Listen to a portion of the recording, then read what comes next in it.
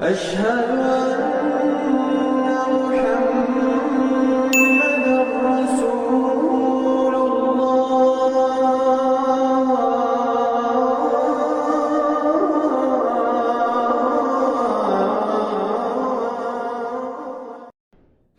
Seorang muslim akan selalu merasa tenang menjalani kehidupan dunia ini. Salah satu sebab utamanya karena dia yakin ada kehidupan hari kemudian. Kehidupan dunia ini sebentar.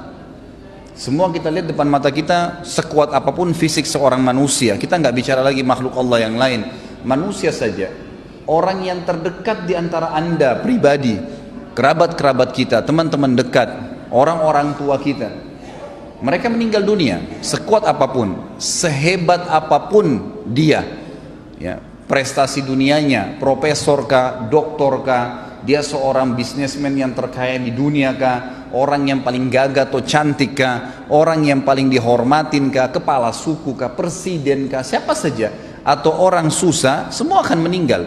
Kehidupan dunia sebentar akan dilaluin. Orang mukmin yakin bahwasanya ada kehidupan yang abadi di sana. Sehingga perhatikan bedanya, kalau orang mukmin tahu ada hari kemudian, akan membuat dia musibah apapun yang datang padanya, dia akan bilang, oh ini kehidupan dunia, toh juga saya akan dapat pahala sabarnya di akhirat, toh nanti akan membersihkan dosa saya dengan musibah ini. Mudah nggak dia lalui musibahnya? Akan mudah. Hanya karena masalahnya satu, dia yakin ada hari kemudian. Dia kalau ditipu oleh orang, ada orang berbuat zalim kepada dia, dia sangat tahu kalau dia beriman, ada hari kemudian, ada hisab di sana. Tidak ada orang yang berbuat zalim kepada diri kita, Bapak Ibu sekalian, kecuali kita akan mengambil hak kita demi Allah di mahkamahnya Allah hari kiamat. Tidak ada, sekecil apapun. Jadi dalam tafsir ayat wa may ya'mal mithqala dzarratin khairan yara, siapa yang berbuat kebaikan sebesar biji sawi dia akan lihat hari kiamat. Kata ulama, dihadirkan di depannya tempat dia lakukan pada saat itu, jenis pekerjaannya, waktunya, seperti dia melihat sebuah cuplikan film yang dia lihat bagaimana dia melakukannya, dan dia ingat wa may ya'mal mithqala dzarratin syarran yara, dan siapa yang berbuat keburukan sekecil biji sawi pun dia akan lihat pada hari kiamat tempatnya, kapan dia lakukan, siapa yang sedang dia jahati, dan seterusnya akan diperlihatkan pada hari kiamat. Tidak ada sesuatu yang hilang. Bukankah hadis Nabi SAW yang masyhur riwayat Bukhari, bahwasanya apakah kalian tahu siapa orang yang bangkrut? Hadis ini sudah sering masyhur di kalangan para dai-dai kita. Maka para sahabat mengatakan, ya Rasulullah, orang yang bisnis bangkrut, hilang dirham dan dinarnya. Kata Nabi SAW, bukan, itu kecil kalau cuma dirham dan dinarnya yang habis, rupiahnya habis, tokonya bangkrut, itu kecil, tidak ada masalah sebenarnya. Tapi orang yang bangkrut yang sebenarnya adalah orang yang datang hari kiamat membawa pahala sholat lengkap, pahala puasa lengkap, pahala haji, pahala sedekah, banyak sekali. Tapi dari sisi lain pernah mencaci maki orang yang ini, pernah memukul orang yang itu, pernah mengambil haknya orang yang ini, dan tidak minta maaf, tidak mengembalikan hak-hak itu di dunia. Maka mereka akan datang pada hari kiamat di mahkamahnya Allah menuntut, ya Allah, orang ini zalimi saya, ya Allah, orang ini pernah pukul saya, pernah gibah saya, pernah fitnah saya, pernah mengambil sepotong tanah saya, pernah dan seterusnya. Lalu diambillah dari pahala dia, dibagi-bagikan kepada orang-orang yang sedang menuntut. Kalaupun sudah habis pahalanya dan masih banyak yang datang menuntut, kata Nabi SAW, diambil dosa-dosanya orang yang menuntut, ditimpakan kepada dia. Maka jadilah dia orang yang bangkrut sebenarnya. Pahalanya semua habis, ditambah lagi ditimpakan kepadanya dosa-dosanya orang yang akan menyebabkan dia menanggung hukumannya, gitu kan. Maka dia dilemparkan, kata Nabi SAW, ke dalam api neraka lebih jauh daripada jarak timur dan barat. Perhatikan kalau orang beriman membaca hadis ini, kira-kira apa yang membuat dia khawatir kalau dia terzalimi di dunia? Gak ada sesuatu. Kalau kita tidak bisa mengambil hak kita di dunia, kita akan panen dalam bentuk pahala pada hari kiamat, akan melahirkan ketenangan jiwa. Kita akan tenang, ternyata tidak ada yang hilang tuh. Sendal kita yang pernah diambil, HP kita yang pernah dicuri, kunci mobil kita yang pernah hilang, mobilnya pernah hilang, pernah dibuat apa sajalah kezaliman orang lakukan. Tidak ada yang akan selamat pada hari kiamat. Allah subhanahu wa ta'ala akan datang dan menghakimi semua hambanya. Sampai kata Nabi SAW di dalam hadis yang sahih, kalian akan berbicara dengan Tuhan kalian tanpa ada penterjemah di antara kalian pada hari kiamat, dan Allah akan menghakimi semua hamba-hambanya pada hari itu. Semuanya. tidak terkecuali, tidak ada yang bisa lolos pada saat itu. Beriman pada hari kiamat, hari kemudian memberikan ketenangan jiwa. Seorang muslim tahu, orang mukmin tahu, pada saat dia lahir, saya nggak bicara kalau anda sehat kemudian tiba-tiba anda stroke, itu ringan. Bagaimana dengan orang yang baru lahir tiba-tiba sudah cacat, udah buta matanya, udah nggak bisa jalan? Apa kira-kira yang bisa menghibur dia coba? Kalau anda sebutkan apa yang saya sebutkan sekarang tentang masalah, tanamkan dalam hatinya adanya hari kiamat dan semua cacat fisik di dunia ini tidak akan dibawa di akhirat. Tidak akan dibawa di akhirat. Karena fisik yang kita pakai sekarang hanya sebatas di dunia. Hanya sebatas di dunia.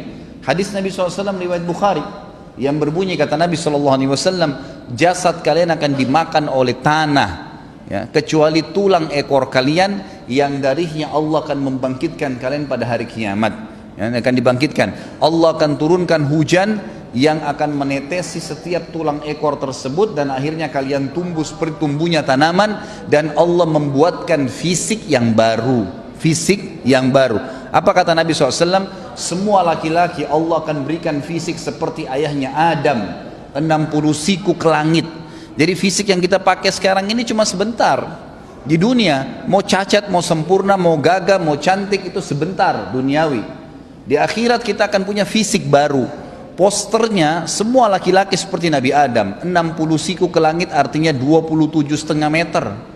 Dan semua perempuan 40 siku ke langit artinya 17,5 meter. Semua sama, yang kafir dan beriman akan sama fisiknya. Akan diberikan fisik yang baru oleh Allah subhanahu wa ta'ala. Kira-kira terhibur nggak orang yang bangun lahir dalam keadaan stroke atau lahir dalam keadaan cacat kalau kita mengatakan ini cuma di dunia? Atau dia mengatakan oh ini cuma di dunia saya laluin. Pada saat saya meninggal setiap detik bisa datang malaikat maut, maka saya akan meninggalkan jasad ini dan saya akan mendapatkan jasad yang baru. Nggak ada masalah bagi dia. Beriman kepada hari kiamat itu akan mendatangkan ketenangan jiwa bagi seseorang. Juga dari sisi yang lain, dia tidak akan bergantung dengan dunia.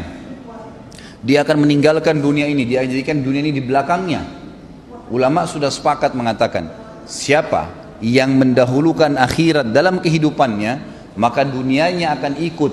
Dan siapa yang mendahulukan dunianya, maka akhiratnya akan luput. Hilang akhirat itu, tidak bisa. Coba anda fokus ke masalah akhirat, azan, sholat, waktunya puasa, puasa, waktunya baca Al-Quran, baca Al-Quran, berzikir, berzikir, pokoknya ibadah, waktunya sedekah ya bersedekah, semuanya dahulukan masalah akhirat, maka dunia kita akan datang dengan sendirinya, dimudahkan oleh Allah subhanahu wa ta'ala, dimudahkan dengan sangat mudah, Allah subhanahu wa ta'ala datangkan dari belakang dia.